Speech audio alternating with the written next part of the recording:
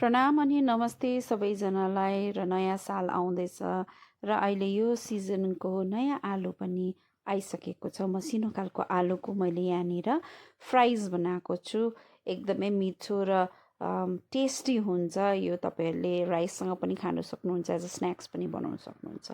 र मैले यहाँनिर हेर्नुहोस् त, यस्तो खालको यो टाइपको यत्रो यत्रो साइजको आलु लिएको छु। यो आलु एकदमै मैला हुन्छ, त यसलाई मजाले धुने मैले यहाँ तातो पानीमा धोएर चाहिँ रेडी गरेँ। अनि कुकरमा यो सबैलाई डल्लै हालेर पानी हालेर चाहिँ यसलाई एक सिटी लाग्ने गरी, खालि एक सिटीको लागि नुन हालेर चाहिँ यसलाई बोइल गरिदिने। यी मैले बोइल पनि गरेँ, एक सिटी लगाएर। हेर्नुहोस् त, रेडी हुन्छ होइन, तातो तातै छ। र मैले यही पोइन्टमा चाहिँ एउटा फ्ल्याट बोटुका लिएको छु, स्टिलको बोटुका, अनि एकदमै हल्का हातले यसलाई थिचिदिने यसरी। र जस्तो हल्का हातले थिच्छौँ यो टाइपको हुन्छ आलु। हेर्नुहोस् त, यसरी हल्का हातले एक एकवटा सबैलाई नै जत्रो साइज छ त्यही हिसाबको यसलाई थिचेर यसलाई रेडी गरिदिने। यी सबैलाई रेडी भइसक्यो, मैले थिचेर रेडी गरिसकेँ। अब यसको लागि एउटा ब्याटर बनाउने।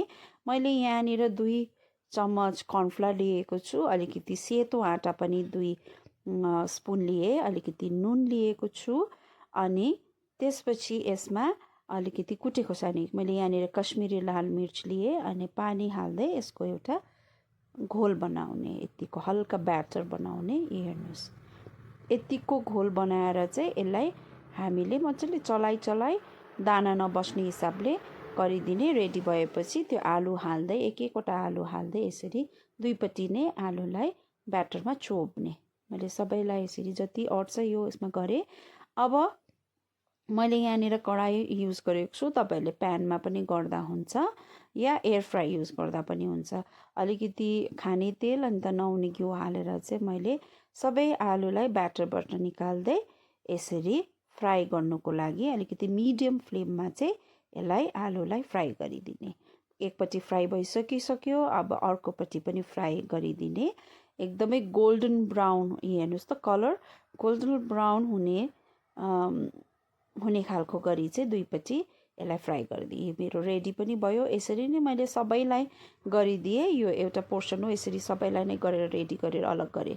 अब एउटा ग्राइन्डिङ जारमा मैले यहाँ हरियो खुर्सानी अनि लसुन, मैले यहाँ 8 देखि 10 लसुन लिएको छु, अलिकति नुन लिएर चाहिँ यसलाई ग्राइन्ड गरेर यतिको खालको पेस्ट बनाइदिने, होइन, दरदरा खालको पेस्ट बनाइदिने। पेस्ट बनाइसकेर चाहिँ त्यही कराईमा अलिकति तेल थियो, त्यही कराईमा मैले यो पेस्टलाई हालेर यसलाई मजाले चलाएको छु त्यही तेलमा। अगर तेल कम्ती भएको जस्तो लाग्यो भने तपाईँले तेल थप्नु पनि सक्नुहुन्छ। मैले यतिकै फ्राई गर्दैछु, यसलाई भुटिदिएँ।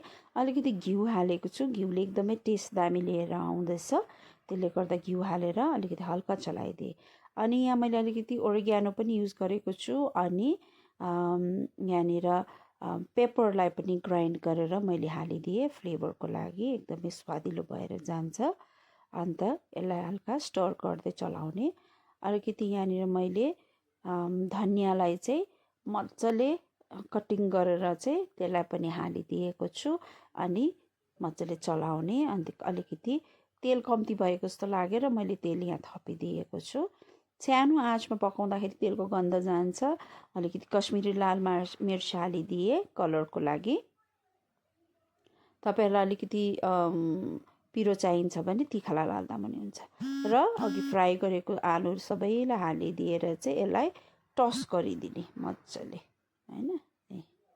हेर्नुहोस् त, दामी क्रिस्पी पनि हुन्छ है यो आलु। एकदमै स्न्याक्समा त एकदमै मिठो हुन्छ। साइड डिस गरेर पनि खानु सक्नुहुन्छ र राइससँग पनि खानु। हेर्नुहोस् त कलर, यसको टेक्स्चर, अनि हाम्रो त्यो धनियाँ अनि खोर्सानीको पेस्टको उयो पनि एकदमै राम्रोसँगले मिक्स भएको छ। पाकिसक्यो, म यहाँ सर्भ गर्दैछु। हेर्नुहोस् त, एकदमै दामी, हेर्दै खाउँ लाग्ने नि।